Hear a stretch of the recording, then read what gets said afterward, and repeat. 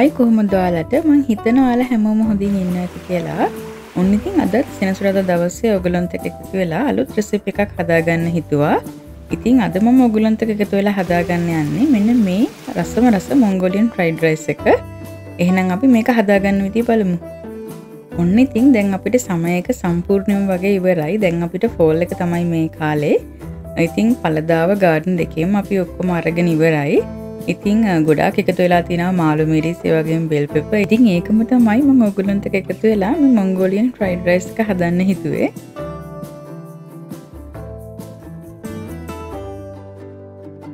ඉතින් මේ බත් එක හදන්න මම අද ලෑස්ති කරගත්තා. ටිකක් ලොකු බීලුණු ගෙඩියක්, ඒ වගේම ginger garlic paste, ඒ වගේම පාට 3කින් bell pepper. ඉතින් bell pepper නම් අනිවාර්යයෙන්ම නෑ, ටිකක් වැඩිපුර මාළු මිරිස් එකතු කරගන්නත් පුළුවන්. ඒ වගේම leeks, carrot. ඒ වගේම මම මෙතන අරගෙන තියෙනවා මාළු ග්‍රෑම් 100ක් 150ක් වගේ මෙතන තියෙනවා. ඒ වගේම ඉස්සු ග්‍රෑම් 100ක්, දැල්ල ග්‍රෑම් 100යි. ඒත් එක්ක මම ලෑස්ති කරගත්ත පාන් පිටි, ඒ වගේම corn flour.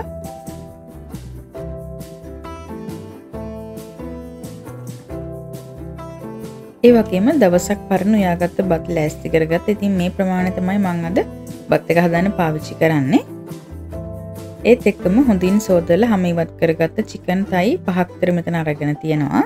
ඉතින් මෙන්න මේ ටික තමයි අපිට බත් එක හදාගන්න ඕන කරන්නේ. එහෙනම් දැන් අපි අවශ්‍ය දේවල් කපා ගමු. ඉතින් මෙන්න මේ මාළු මිරිස් මෙන්න මේ හැඩයට තමයි මම අද කපා ගන්න, ටිකක් දිගට හැඩයට. ඒ වගේම bell pepper, carrot, leeks මේ හැම තියක්ම මෙන්න මේ හැඩයට තමයි මම අද බත් එකට කපලා එකතු කරගන්නේ.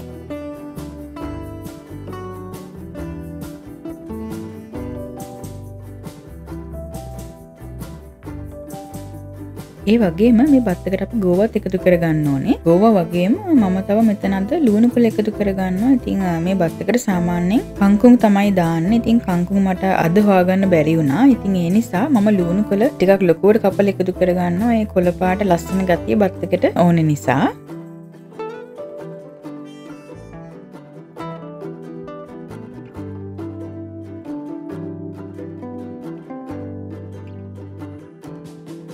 ඒ වගේම මේ බත් එකට අපිට මෂ්රූම් උත් ඕනේ. ඉතින් මෂ්රූම් මම ග්‍රෑම් 100ක් වගේ මේ බත් එකට එකතු කරගන්නවා. ඉතින් ඒ ටික මම ලුණු කහ ගම්බිරිස් කුඩු ටිකක් එහෙම අත ගාලා වෙනම පැත්තකින් තියාගන්නවා.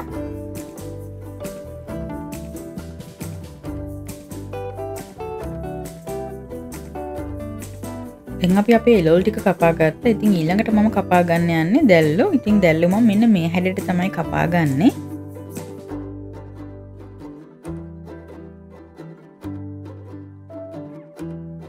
ඒ වගේ මම මාළු ටිකක් පොඩියට කොටු කපා ගන්නවා. මොකද එතකොට අපිට මේ මාළු ටික හොඳට බැද ගන්න ලේසියි.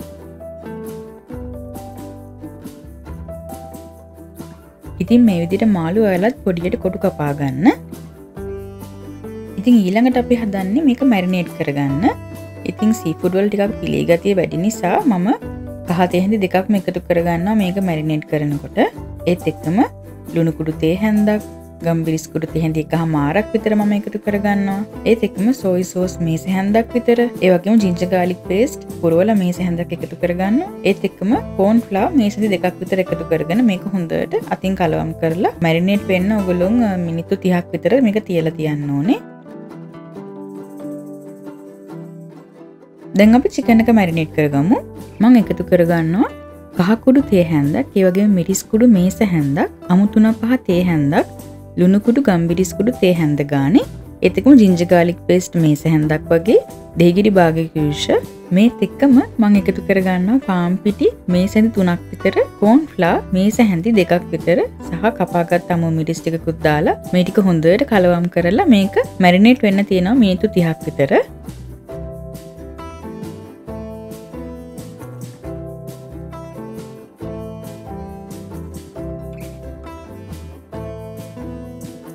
ඉතින් මම ඊළඟට කරන්න යන්නේ මැරිනේට් කරගත්ත දේවල් ටික බෙද ගන්න. ඉතින් මුලින්ම අපි බෙදගන්නේ අපේ දැල්ලෝ ටික.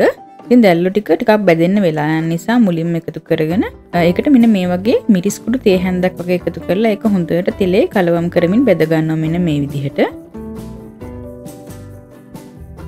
ඊළඟට මේකට අපි ඉස්සෝ ටිකත් මේත් එක්කම එකතු කරගෙන මේ විදිහට බෙද ගන්නවා. ඉතින් මෙන්න මේ වගේ ලස්සන පාටක් ආවම අපේ ඉස්සෝ ටිකයි දැල්ලු ටිකයි දැන් බැදිලා ඇති. මෙන්න මේ ගන්නට ආවම අපි ඒක ලිපෙන් අයින් කර ගන්නවා. ඉතින් ඊළඟට මම එකතු කර ගන්නවා අපේ මාළු ටික. ඉතින් මාළු ටිකක් ක්‍රිස්පි ගතිය එනකන් තද පාට වෙනකන් බෙද ගන්න ඕනේ. එතකොට තමයි මේ බත් එක ගොඩාක්ම රහ වෙන්නේ.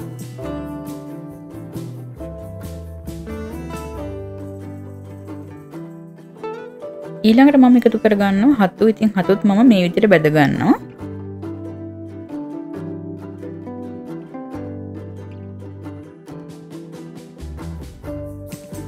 දැන් අපි බෙද ගන්න දේවල් ටික බෙදගෙන ඉවරයි.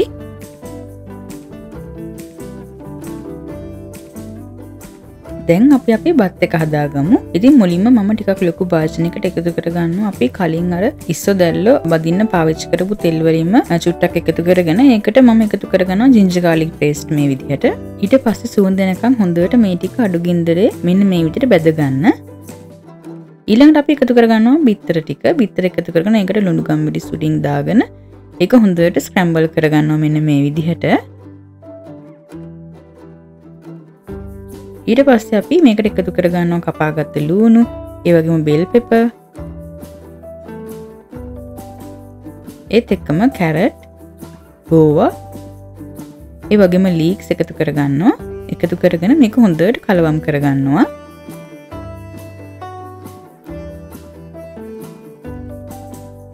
ඊට පස්සේ මේ එළවලු ටික උඩිනුත් අපි ලුණු ගම්මිරිස් චුට්ටක් දාගෙන මේක හොඳට වැඩි ගින්දරේ එළවලු ටික හොඳට තැම්බෙනකම් කලවම් කරගන්න ඕනේ.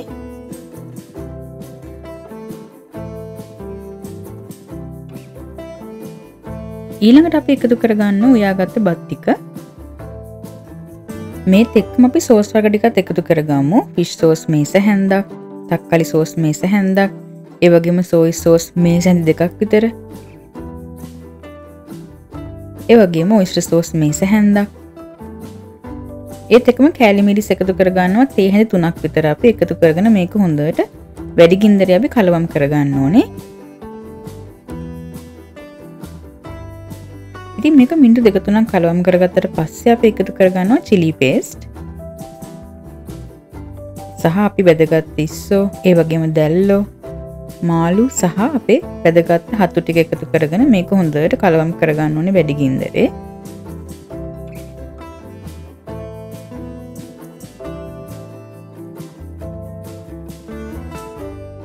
ඊට පස්සේ අපි මේ වෙලාවේ ලිප් ඕෆ් කරලා අන්තිමට එකතු කරගන්නවා කපාගත්ත මාළු මිරිස්, ඒ වගේම කපාගත්ත ලුණු කොළ.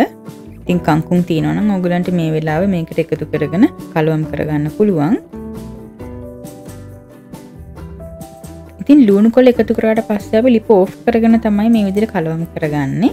ඉතින් දැන් අපි අපේ බත් එක හදලා ඉවරයි. ඉතින් මේ තියෙන්නේ අපි හදාගත්ත රහ Mongolian fried rice එක.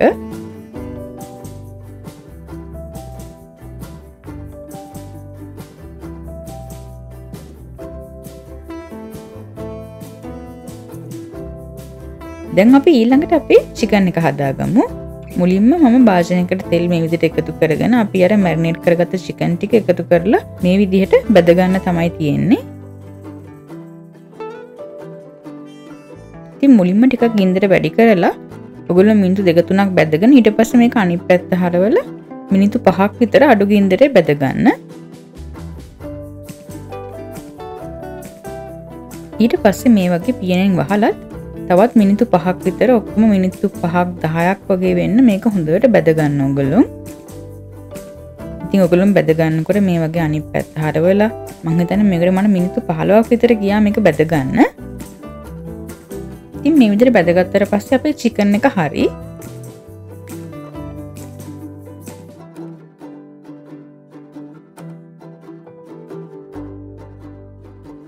ඊට පස්සේ ඔයගොල්ලෝ ලිප ඕෆ් කරලා සුදු ලුණු ටිකක් තලලා මේකට එකතු කරගන්න. ඒ වගේම කරපිංචා ටිකක් මේකට එකතු කරගන්න.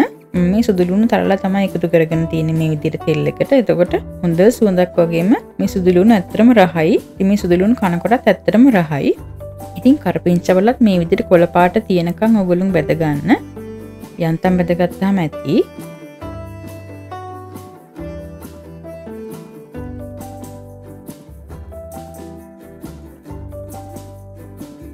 ඉතින් දැන් අපි අපේ චිකන් එකත් හදලා ඉවරයි. ඉතින් මේ තියෙන්නේ අපි හදාගත්ත චිකන් එක. ඉතින් මේ විදිහට චිකන් කෑලි ටික භාජනයට තියාගෙන ඒකට උඩින් අපි අර හදාගත්ත කරපිංච ටික සහ සුදු ලුණු ටික මේ විදිහට එකතු කරගන්නවා උඩින්. ඒ වගේම අද බත් එකට මම අන්නාසි එකතු කරගන්නවා කියලා හිතුවා.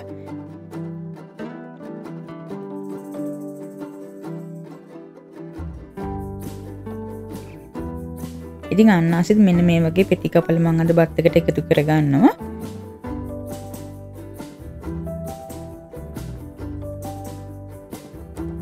ඒ වගේම මම අද බත් එකට පිපිඤ්ඤා ඒ වගේම තක්කලි මේ විදිහට එකතු කරගන්නවා කියලා හිතුවා පෙති කපලා. මොකද එතකොට අපේ බත් එකට රසක් වගේම ලස්සනකුත් එනවා. ඒ හින්දා මම මේ දෙකත් එකතු කරගන්නවා මේ විදිහට. ඔන්නෙන් අපි බත් එක බෙදා ගන්න තමයි යන්නේ. මෙන්න තියෙනවා අපි හදාගත්ත Mongolian Fried Rice එක. ඒත් එක්කම අපි හදාගත්ත චිකන් එක. ඒ වගේම අපි කපාගත්ත අන්නාසි, ඒ වගේම තක්කලි සහ පිපිඤ්ඤා. ඉතින් මෙන්න මේ විදිහට තමයි මම අද බත් එක හදාගත්තේ. එන්න එහෙනම් ඔයාලත් මගෙත් එක්ක එකතු වෙලා බත් කටක් කමු. ඉතින් මේක ඔයගලන්ට හදිස්සියට කවුරු ගෙදරකට එනවා කිව්වත් ටක් ගාලා හදාගන්න පුළුවන් බත් එකක්. ඉතින් ඒකයි මම ඔයගලන්ට මේ රෙසිපීස් දෙකම ඔයගලන්ට අරන් ආවේ. ඉතින් මේ බත් එක හදාගන්නත් හරිම ලේසි, මේ චිකන් එක හදාගන්නත් හරිම ලේසි. ඉතින් මේක ඇත්තටම හරිම රහයි. ඉතින් chili paste මුකුත් ඕන වෙන්නේ නැහැ. අපි හැම දෙයක්ම එකතු කරපු නිසා. ඉතින් මං හිතනවා ඉතින් නිවාඩු දවසේ ඔයගලන්ගේ ගෙදර කට්ටියත් එක්ක එකතු වෙලා මේක හදලා රහ බලයි කියලා. ඉතින් ඔයාලා එහෙම හදලා බැලුවොත් මට රස කියන්න අනිවාර්යෙන්ම අමතක කරන්න එපා. එහෙනම් මං අදට ගිහින් එන්න. ඔයාලා සතුටින් පරිස්සමෙන් ඉන්න.